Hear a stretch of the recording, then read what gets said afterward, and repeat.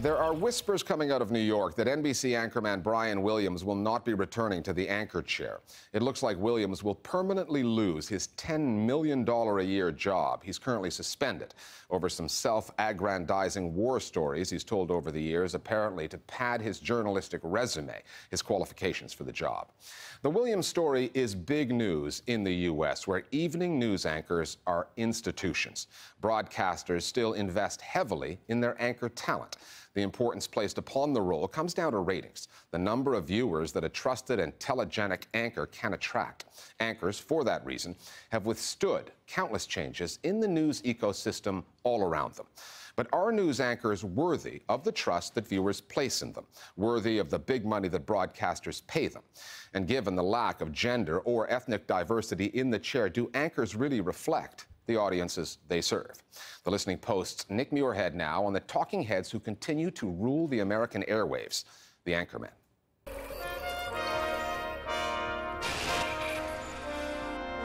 This is the CBS Evening News with Walter Cronkite. They are an American institution. Good evening.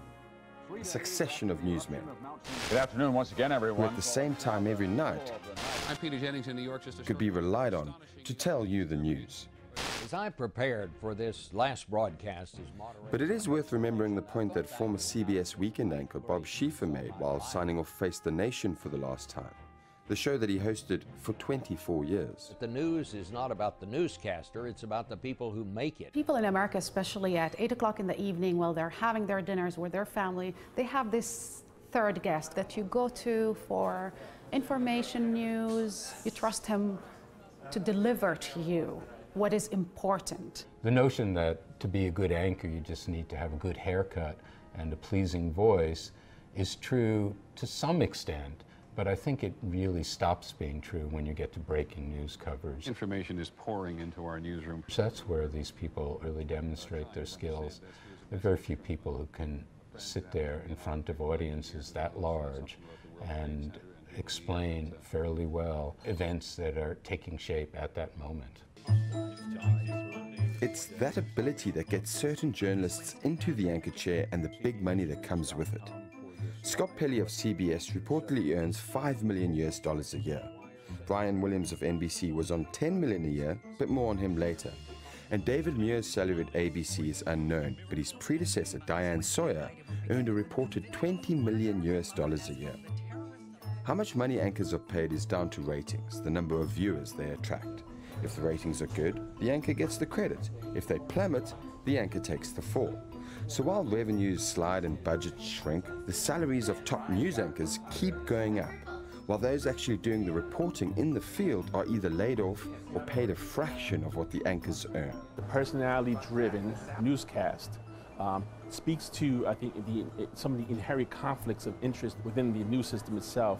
That is not judged on its journalism. It's judged on whether the ratings are being achieved, which ultimately puts unbelievable amount of importance on the anchor person. If you think that the pinnacle of journalism is reporting, well, anchors do less of it than a lot of people. If you think the pinnacle of reporting is explaining, well, in the three traditional network newscasts, they only last a half hour. There's not a lot of room for explaining. There are a lot of journalists today, and many of them online actually, who explain stories, who give analysis of stories, who help me understand stories a lot better than whoever happens to be holding the anchor chair on a major network. Breaking news and a story that many people... The term anchorman may have been coined in the US, but the position and the influence that comes with it are global. In Israel, Chaim Yavin spent so long in the chair that he earned the nickname Mr. Television. Enrico Mentana has not only been the news anchor on the three main Italian broadcasters, but simultaneously served as the editor-in-chief of those channels as well.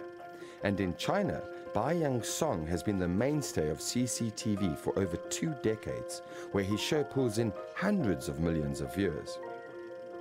A news anchor's authority traditionally comes from years spent reporting in the field, earning their stripes in dangerous places, which is why if they lack that experience, TV bosses have been known to parachute their anchors into hotspots to try and cement their credibility, or as one exec put it, manufacture authority. But as NBC in the US learnt in the case of Brian Williams, that strategy can go wrong. You can manufacture controversy. 2 of our 4 helicopters were hit by ground fire, including the one I was in. No kidding. Williams was sent to Iraq in 2003 and returned with a story that turned out, as the years passed by, to be less and less accurate. On the ground, we learned the Chinook ahead of us was almost blown out of the sky. It transpired that Williams was traveling in a helicopter about an hour behind the one that was hit. But that's not how he used to recall the incident on air. When the helicopter we were traveling in was forced down after being hit by an RPG. It wasn't until he told the story again earlier this year that he got called out by some of the soldiers involved as a liar. I made a mistake in recalling the events of 12 years ago. I want to apologize. Williams belongs to a growing number of news anchors who get their fair share of airtime away from the newsroom, who use their celebrity to try and reach a wider audience. Americans are the most entertained and least informed. So cable news, instead of catering more news, they went to the formula of infotainment. So the anchor changed. It became a guy that is a celebrity, that is charismatic. So they're catering to an audience that doesn't want only news, but will want also entertainment. Brian Williams was probably the best known and the best liked precisely because he made an effort to kind of establish an image for himself outside of the news studio. And in so doing, he would appear on late night comedy shows and cavort with Jimmy Fallon. Oh, yeah. Give it up for Brian Williams! But in the end, these were the kinds of appearances that derailed him. Suddenly goes dark. NBC suspended Brian Williams, and his future remains in doubt. He was replaced by Lester Holt, the first African-American to be the sole anchor of the evening news on a major U.S. network.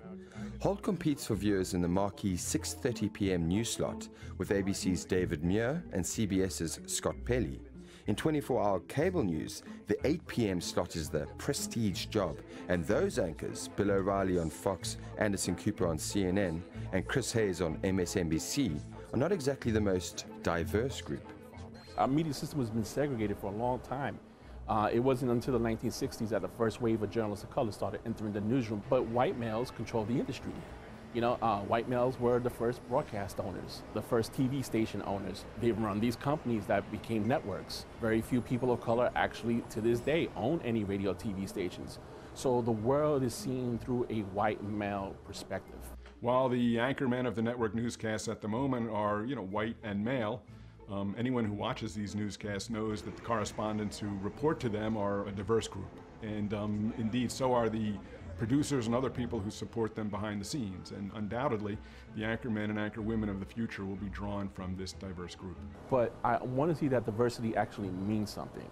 I want that anchor chair to be beyond just a figurehead. So for me, while I want Latinos and African Americans and Asian Americans and all people of color to have a shot because they're journalists, it has to be that anchor person who has the ability to shape the news and shape the perspective that news is being told from. Today's news anchors are the products of 60 years of broadcast history. But what kind of future awaits the position? In the age of 24-hour news, 30-minute broadcasts are becoming anachronisms. News outlets have a decision to make, whether to spend their money on the faces of their channels or on their journalism. More voices on the download now. Our viewers on that broadcasting institution, the anchorman. Where the problems happened is when the anchor started to overshadow everything else in terms of power. The anchor may be the face, but there are still people above making decisions. So I think where kind of the disconnect happens is when one person becomes more powerful than the rest of the news organization, and there isn't this checks and balances on how that person makes decisions and whether or not it's in the best interest of the entire news organization. With the emergence of technology, people are able to pick and choose where they get their information and where they get their news from. So I don't think that the old archetype is ever going to go away. But like a lot of things in our culture, technology is forcing journalism to change.